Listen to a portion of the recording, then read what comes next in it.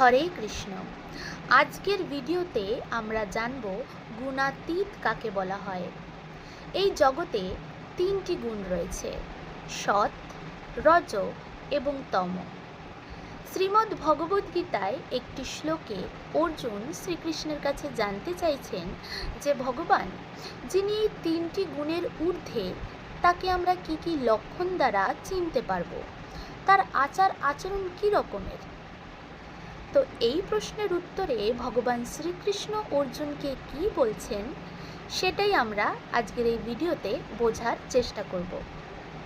শ্রীমদ্ ভগবদ্গীতা অধ্যায় 14 গুণত্রয় বিভাগ যোগ 21 নম্বর শ্লোক, যেখানে অর্জুন শ্রীকৃষ্ণকে জিজ্ঞাসা করছেন, অর্জুন উবাচ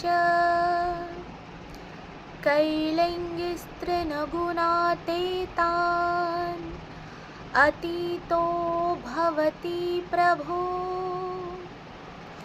किमाचारः कथं चैतान् स्त्रीन् गुणान् तिवर्तते। অনুবাদ: অর্জুন জিজ্ঞাসা করলেন, হে প্রভু, যিনি এই তিনটি গুণের অতীত, তিনি কি কি লক্ষণ দ্বারা জ্ঞাত হন, তার আচরণ কী রকম, আর তিনি কেমনভাবে এই তিনটি গুণ অতিক্রম করেন। এবার 22 থেকে 25 নম্বর শ্লোকে ভগবান শ্রীকৃষ্ণ এই প্রশ্নের উত্তর দিচ্ছেন। 22 নম্বর শ্লোক, শ্রী ভগবানুবাচ প্রকাশম চ প্রবৃত্তিম চ মোহমেব চ পাণ্ডব न द्वेष्टि सम्प्रवृत्तानि न निवृत्तानि काङ्क्षति। 23 নম্বর শ্লোক, উদাসীনো वदासीनो गुणैर्यो न विचाल्यते गुणा वर्तन्त इत्येवम् योऽवतिष्ठति नेङ्गते।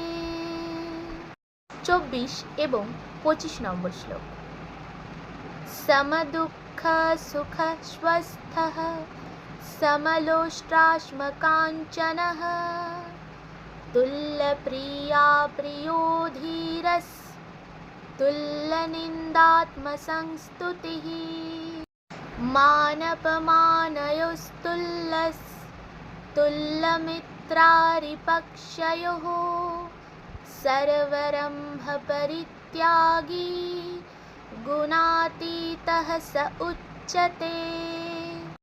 অনুবাদ: পরমেশ্বর ভগবান বললেন, হে পাণ্ডব, যিনি প্রকাশ, প্রবৃত্তি ও মোহ আবির্ভূত হলে দ্বেষ করেন না এবং সেগুলি নিবৃত্ত হলেও আকাঙ্ক্ষা করেন না, যিনি উদাসীনের মতো অবস্থিত থেকে গুণসমূহের দ্বারা বিচলিত হন না, কিন্তু গুণসমূহ স্বীয় কার্যে প্রবৃত্ত হয় এভাবে জেনে অবস্থান করেন এবং তার দ্বারা চঞ্চলতা প্রাপ্ত হন না, যিনি আত্মস্বরূপে অবস্থিত, যিনি সুখ ও দুঃখে সমভাবাপন্ন, যিনি মাটির ঢেলা ও স্বর্ণে সমদৃষ্টি সম্পন্ন, যিনি প্রিয় ও অপ্রিয় বিষয় সমভাবাপন্ন, যিনি ধৈর্যশীল, যিনি নিন্দা, স্তুতি, মান ও অপমানে সমভাবাপন্ন,